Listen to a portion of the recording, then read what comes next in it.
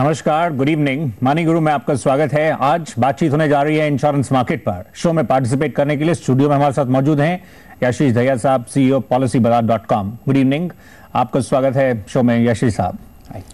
और देख लेते हैं आज क्या कुछ हम टच करने वाले हैं। इनफैक्ट जिस तरह से इंश्योरेंस सेंट्रिक क्वेरीज हैं, इसमें टर्म प्लान सेंट्रिक सवाल है तो उसका हम जायजा लेंगे। मेडिकल संबंधित भी हैं, इनको भी हम इंक्लूड करेंगे। पूरी फैमिली के लिए वो आगे बढ़ना चाह रहे हैं और यूलिप्स में इन्वेस्टमेंट के लिए जब बढ़ें तो किस तरह से इस पूरी योजना को वो प्लान आउट करें, तो ये इनिशियली चेक करेंगे। आगे चलते हुए कई और प्रश्न हैं, उनको भी इंक्लूड करेंगे। आप शो में पार्टिसिपेट करना चाहें तो प्रश्न हम तक भेजने के लिए आप मेल कर सकते हैं moneyguru@zenetwork.com पर, और SMS के जरिए ज्वाइन करना चाहें तो पहले मोबाइल के मैसेज बॉक्स में आप इंश्योर लिखेगा, स्पेस देने के बाद बाकी डिटेल्स, और हमें 57575 पर आप SMS कर दें। डिटेल्स स्क्रीन पर हैं। तो आइए सवाल जवाब के सिलसिले को हम शुरू करते हैं। पहला प्रश्न थाने से है, महाराष्ट्र। तरुण मलिक जी का यह सवाल है। आपका स्वागत है मलिक साहब। ये आपने जैसे मेंशन किया है, आपने आइगॉन रेलिगेयर सेंट्रिक के सवाल भेजा और आपने ये जैसे टर्म प्लान के साथ आगे बढ़े हैं, आप एग्जैक्टली क्या जानना चाह रहे हैं इस समय इस पर? सर, ये मैंने पहली बार ये आइगॉन रेलिगेयर का आइटम प्लान लिया है और ऑनलाइन टर्म प्लान के बारे में मुझे कुछ नॉलेज नहीं थी, जो कि मुझे पॉलिसी बाजार के थ्रू में मुझे ये नॉलेज मिली और मैंने उनके थ्रू में आइगॉन रेलिगेयर का ये टर्म प्लान लिया है। मैं ये जानना चाहता था कि आइगॉन रेलिगेयर कंपनी कैसी है, ये रिलायबल है या नहीं है, एंड इसका क्लेम रेशियो जो है ये किस हद तक सही है।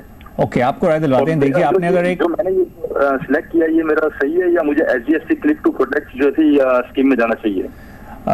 हम आपको इस पर पूरी राय दिलवाएंगे, क्योंकि आपने जिस तरह से एक ऑप्शन को चूज किया है, आपने जरूरी अपना होमवर्क करके इस ऑप्शन को आपने इसके साथ आगे बढ़े हैं। यशीष साहब हमारे साथ मौजूद हैं। यशीष साहब, जैसे इन्होंने इसको पिक किया, इस स्पेसिफिकली इस प्लान को, इसके साथ आगे बढ़े हैं, एक ब्रांड पर एक इंडिविजुअल का ट्रस्ट होता है, उसकी सर्विसेज हैं, फिर उसके प्रीमियम जैसे इन्होंने कंपेयर किए होंगे और फाइनली बढ़े हैं। जब सब कुछ सोच समझ कर बढ़े हैं, फिर रिव्यू ये करना चाह रहे हैं, सभी कंपनीज गवर्नड हैं रेगुलेटर की तरफ से, तो फिर चिंतित तो ना हो, मतलब एक बार चूज किया है और एक अच्छा प्लान है तो आगे भी बढ़े।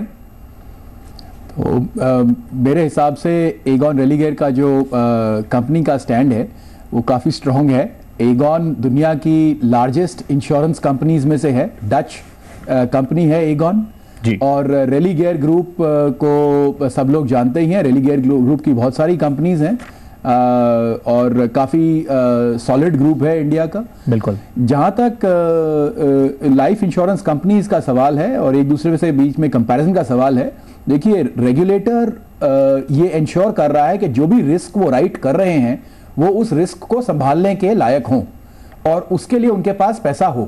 तो इस पे आपको चिंतित होने की जरूरत नहीं है। आपने अपनी डिक्लेरेशन अगर सही दी हैं तो आपको परेशानी नहीं होनी चाहिए। दूसरी बात, एगॉन रेलिगेयर ज्यादातर कंपनियों के बनिस्बत काफी हम मेरे अपने एक्सपीरियंस में, क्योंकि मैं काफी पॉलिसीज देखता हूं जी, सर्विस स्टैंडर्ड्स काफी अच्छे हैं।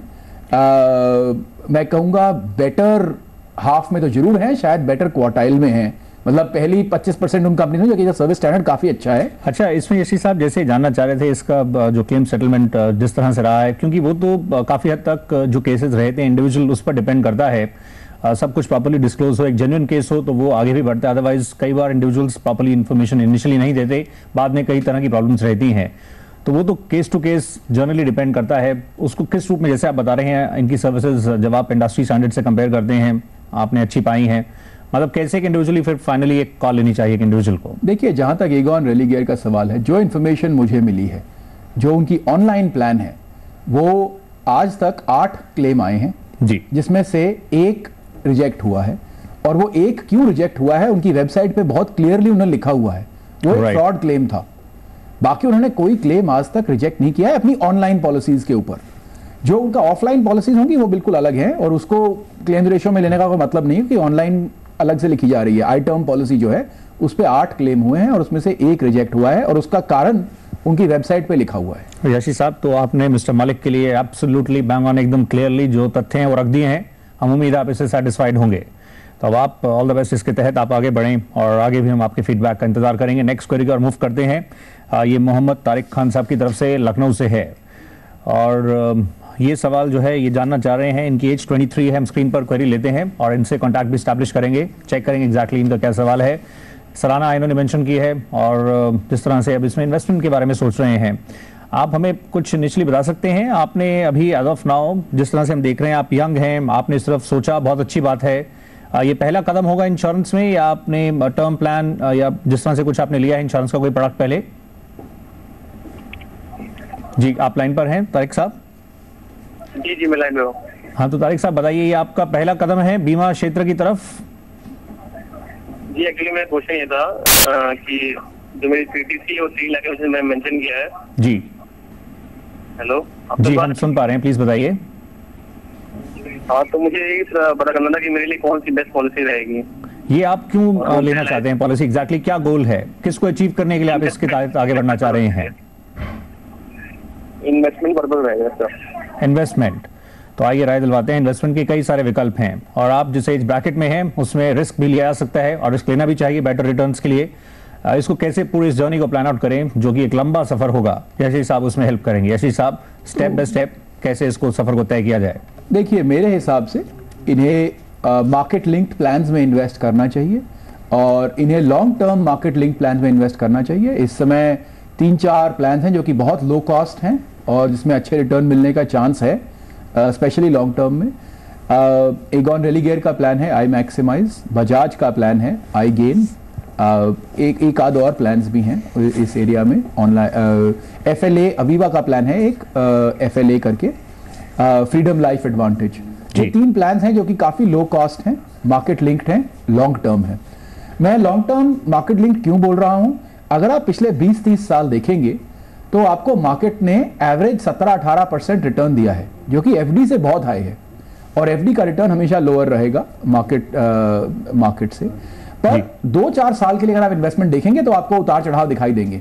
ये उतार चढ़ाव लॉन्ग टर्म में, आप एक बार एक काम कीजिए, एक आप बॉम्बे स्टॉक एक्सचेंज का इंटरनेट पे देखिए पिछले 30 साल से क्या रिव्यू रहा है। एक बहुत सिंपल बात बताता हूँ, तकरीबन 2003 में ये मार्केट तकरीबन 3000 पॉइंट पे था जो आज 17000 पे है, जिसको हम आज लो मानते हैं क्योंकि एक समय 21000 पे था। ये 3000 पॉइंट पे था सिर्फ आज से 9 साल पहले। तो मार्केट में लॉन्ग टर्म काफ़ी अच्छा रिटर्न मिलता है, उसमें रहिए और आपको रिटर्न अच्छे रहेंगे। अगर आपकी शादी हो जाए जी तो आप प्लीज़ एक टर्म प्लान जरूर ले लीजिएगा क्योंकि वो काफ़ी एसेंशियल रहेगा और आपकी इनकम देखते हुए शायद आपकी इनकम तब तक बढ़ जाए, चाहे 4 लाख हो जाए तब तक आपको तकरीबन 30-40 लाख रुपए का एक टर्म कवर लेना चाहिए शादी होने के बाद। अगर आप इंडिविजुअल यहाँ पे कोई डिपेंडेंट नहीं है तो टर्म प्लान लेने का कोई खास फायदा नहीं है। राइट, तो डिपेंडेंट्स हो, कुछ लायबिलिटीज हो तो उस तरह से उसको कवर करने के लिए ये काफी इंपॉर्टेंट रहेगा। मोर ओवर इक्विटीज ने जैसे दूसरे एसेट क्लासेस के अगेंस्ट जो रिटर्न्स दिए हैं वो भी आपके समक्ष रखे गए हैं, तो इस तरह से ये पूरी योजना आप प्लान आउट कर सकते हैं। कुछ डिटेल स्क्रीन पर भी हैं। हम फिलहाल एक ब्रेक के लिए रुक रहे हैं, हम जल्दी लौट कर आएंगे। आज बातचीत हो रही है इंश्योरेंस मार्केट पर, आप शो में पार्टिसिपेट कर सकते हैं बस एक छोटे से अंतराल के बाद।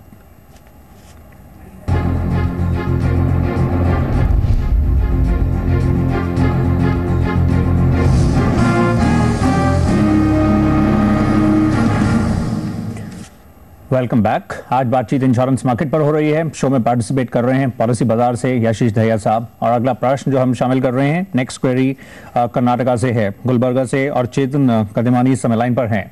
गुड इवनिंग मिस्टर चेतन, आपका स्वागत है। ये हम देख रहे हैं जैसे आपने जो सवाल भेजा है, आप इसमें 3 साल से यूलिप पेंशन प्लान में आप प्रीमियम भरकर बुक आपने दिया है इसको, या प्लीज बताएंगे ये आपने जब स्टार्ट किया तो बीच में ही क्यों इसको स्टॉप किया? जी मुझे पैसों की जरूरत थी इसलिए मैंने वो प्लान क्विट कर लिया। नहीं तो आप जब आगे बढ़े, फर्स्ट टाइम जब आप इसमें बढ़े थे तो क्या सोचकर बढ़े थे? नहीं, इंश्योरेंस तो मुझे बनाना था पर अर्जेंट घर में कोई ओके, अब आप जो के लिए पैसे अब आपकी क्या योजना है? अब आप जो बढ़ना चाह रहे हैं इंश्योरेंस के साथ, प्लान्स के साथ, क्या एग्जैक्टली प्लान है आपका? मुझे एक ट्रेडिशनल पॉलिसी होना चाहिए। क्यों आखिर? नहीं, यूलिप पे तो भरोसा नहीं है इसीलिए। चलिए, लेकिन हम आपको आगे राय दिलवाते हैं। यशी साहब ये कह रहे हैं भरोसा नहीं, लेकिन इन्होंने जो स्ट्रैटेजी के साथ ये बढ़े, इनिशियली देखते हैं जो चार्जेस रहते हैं उस बीच ही ये एग्जिट भी कर गए हैं। अगर बढ़े थे तो फिर लॉन्ग टर्म के लिए बढ़ते, वरना बढ़ते ही नहीं। मतलब ये कैसे जो पूरी जो प्लानिंग इनकी रही है आप उसको रिव्यू करेंगे, और ये जो आगे की योजना बना रहे हैं उसमें कैसे गाइड करेंगे? देखिए इनका अभी तक तो काफ़ी गलत रहा है। जैसे मैंने कहा था, यही मार्केट जिस पे इन्हें कॉन्फिडेंस नहीं है।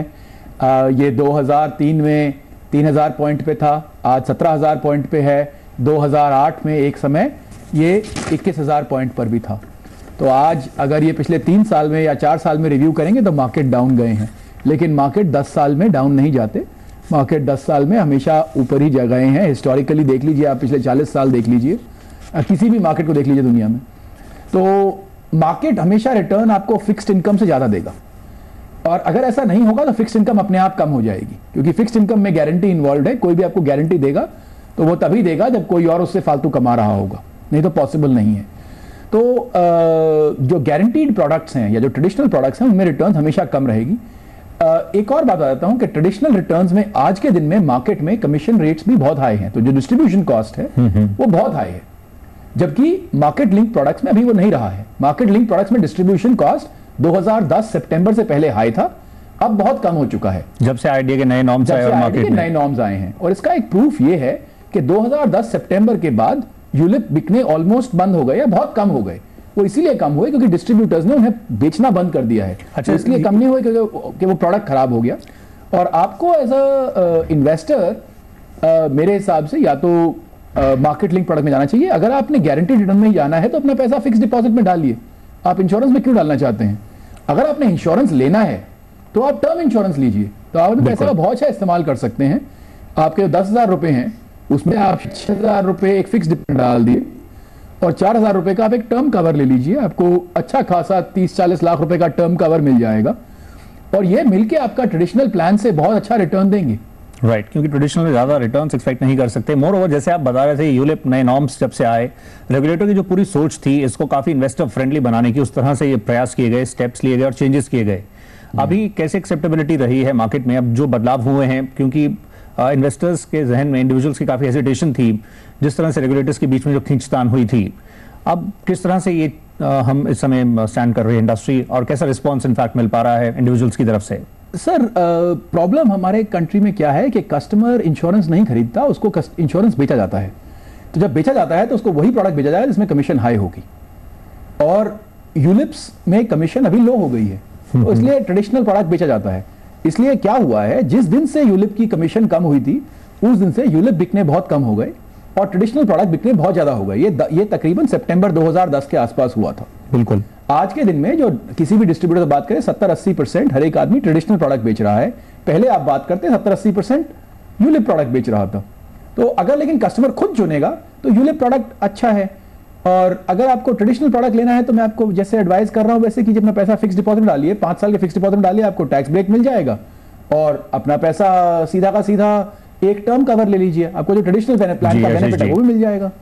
तो इस तरह से आप गोल सेट करें, अर्ली प्लान करें, उनके जो ऑप्शन से एक्सप्लोर करें, उनके साथ आगे बढ़ें, उनको रिव्यू करें। एक पूरा प्रोसेस है, एक जर्नी है और ये काफ़ी इंटरेस्टिंग जर्नी रहती है। तो इस तरह से स्टेप बाय स्टेप एक्सप्लोर करते हुए आगे बढ़ें। अगला सवाल अब्दुल अजीम जी की तरफ से है। इनका प्रश्न है मेडिक्लेम पर और ये मैटरनिटी के बारे में जानना चाह रहे हैं। आपका स्वागत है अब्दुल साहब। आप प्लीज़ बताइए, ये जो आपके पास ऑलरेडी एक पॉलिसी है जैसे हम देख रहे हैं, तो आप ये मैटरनिटी कवर के बारे में क्या जानना चाह रहे हैं? इस पॉलिसी में जो आपके पास रनिंग है, इसमें क्या ये कुछ साल के इंतजार के बाद, वेटिंग पीरियड के बाद क्या कवर नहीं हो रहा है? मतलब ये तो नॉर्मल 2 इयर्स या 3 इयर्स के बाद कवर करते हैं बोल रहे हैं हम लोग। तो हेलो, या मैं ये जानना चाह रहा हूँ कि कुछ पॉलिसी है कि मार्केट में जो इंसेप्शन से ही कवर दे अपने को? बहुत खूब। ऐसा तो यशीष साहब ये तो पॉसिबल नहीं है। देखिए, इसमें वेटिंग पीरियड तो रहेगा, अदरवाइज तो आप जो उसके खर्चे रहने वाले हैं उसको कवर करने के लिए ही डे 1 से चाह रहे हो। इसमें वेटिंग पीरियड तो है ही। यशीष साहब, आपकी राय, आप कैसे इनको बताएंगे जो मार्केट में जो पूरे जिस तरह से जो ऑफर्स हैं हम देख रहे हैं उसमें वेटिंग पीरियड तो रहेगा ही? देखिए, ज़्यादातर प्लान्स में 4 साल का वेटिंग पीरियड होता है। मैक्स बूपा की एक प्लान है उसमें 2 साल का वेटिंग पीरियड है। लेकिन मैटरनिटी ऐसी चीज़ नहीं जिसके लिए आप इंश्योरेंस कवर लें। अगर आपने इंश्योरेंस कवर करना है मैटरनिटी के लिए, उसका सबसे आसान तरीका है किसी कंपनी में से आप ग्रुप मेडिकल इंश्योरेंस के अंडर पॉलिसी लें तो आपको क्लेम मिल सकता है।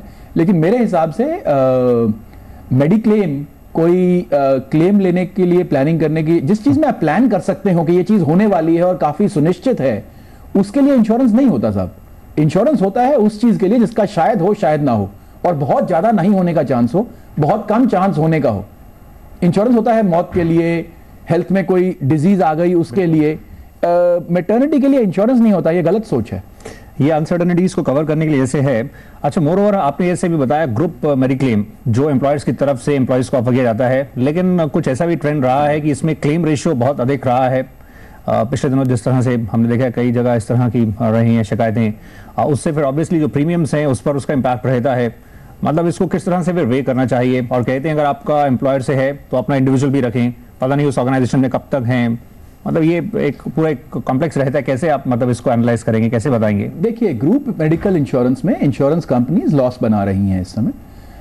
ये इसलिए है क्योंकि जो लार्जेस्ट इंश्योरेंस कंपनी, जो नेशनल इंश्योरेंस कंपनीज हैं, वो एक सर्टेन प्राइस पे वो रिस्क राइट करने को तैयार हैं। ये सस्टेनेबल नहीं है, ये आखिर में आप लोगों का, हमारा टैक्स पेयर्स का ही पैसा है जो उन कंपनीज में लगा हुआ है, जो नेशनल कंपनीज में लगा हुआ है। तो ये एक ईगो के लिए, अपनी वॉल्यूम मेंटेन करने के लिए कुछ लॉसेस उठाए जा रहे हैं, ये सस्टेनेबल नहीं है ऑब्वियसली। तो ग्रुप के अंडर आपको मिल रहा है, देखो एज अ कस्टमर आपको इतना सोचने की जरूरत नहीं है। अगर आपको ग्रुप के अंडर कवर मिल रहा है, ले लीजिए, आपको मैटरनिटी कवर मिल जाएगा, अच्छी बात है आपके इंडिविजुअल के लिए, उसमें कोई लॉस नहीं है। चाहे वो एज अ सिस्टम, मैं थोड़ा सिस्टम की तरफ से सोचता हूँ, सिस्टम की तरफ से ठीक नहीं है, लेकिन जहां तक आपका इंडिविजुअल कवर लेने का सवाल है, आप प्लीज लीजिए, स्पेशली जैसे आपकी एज 35-40 के पास पहुंचती है, क्योंकि एक दिन आप या तो कंपनी बदलेंगे या कंपनी में काम करना बंद करेंगे, और उसके अगर आप 45 से ऊपर है, आपको कोई ना कोई डिजीज हो गई, तो उसके बाद आपको कोई हेल्थ कवर नहीं देता। जैसे मैंने कहा था, एक सर्टेनिटी को कोई कवर नहीं करेगा, एक सर्टेनिटी के लिए आपको प्लानिंग करनी पड़ेगी। तो जब आपकी मेडिकल इलनेस सर्टेनिटी बन जाए, उसकी इंतजार मत कीजिए, जब तक वो अनसर्टेनिटी है उससे पहले उसको कवर कर लीजिए। राइट, तो इस तरह से आप आगे बढ़ें, ये आपके लिए पूरा जो है आगे का रास्ता दिखाया गया है। हम फिलहाल एक और ब्रेक के लिए रुक रहे हैं। आप शो देख रहे हैं, जहन में प्रश्न है, सजेशंस हैं शो के लिए, इसको और कैसे इन्फॉर्मेटिव बनाया जाए, इसमें और कैसे इंप्रूवमेंट्स करें ताकि आपके लिए और बेहतर बने, तो आपके सजेशंस का हम इंतजार करेंगे। moneyguru@zenetwork.com पर आप मेल कर सकते हैं, SMS के जरिए ज्वाइन करना चाहें तो जिस तरह से एक पर्सनल फाइनेंस शो है, आज इंश्योरेंस मार्केट को टच कर रहे हैं, आपके प्रश्न और सुझाव इस तरह से आप हम तक भेज सकते हैं। आखिरी सेगमेंट के साथ बस हम जल्दी लौट कर आते हैं।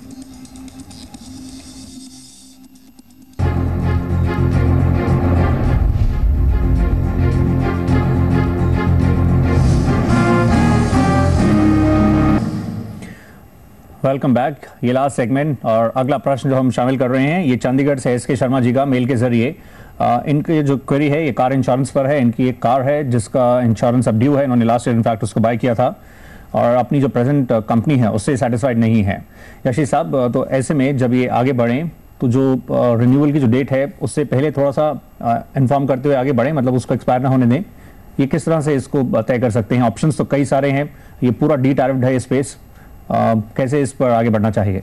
ये किसी भी कंपैरिजन साइट पे जा सकते हैं, एक बार कंपेयर कर सकते हैं ज़्यादातर प्लान्स को, जिन लोगों के ऑनलाइन अवेलेबल है वो भी चेक कर सकते हैं, एक आध एजेंट से भी क्वेरी ले सकते हैं, और इन्हें ज़्यादातर कंपनीज के प्राइसेस मिल जाएंगे। प्राइसेस में बहुत ज़्यादा डिफरेंस है, और जैसे ये कंपेयर करेंगे, इन्हें प्राइसेस देखनी ही चाहिए, प्लस इन्हें एड ऑन कवर्स भी देखने चाहिए थोड़े से। कुछ बहुत इंटरेस्टिंग एड ऑन कवर्स चल रहे हैं।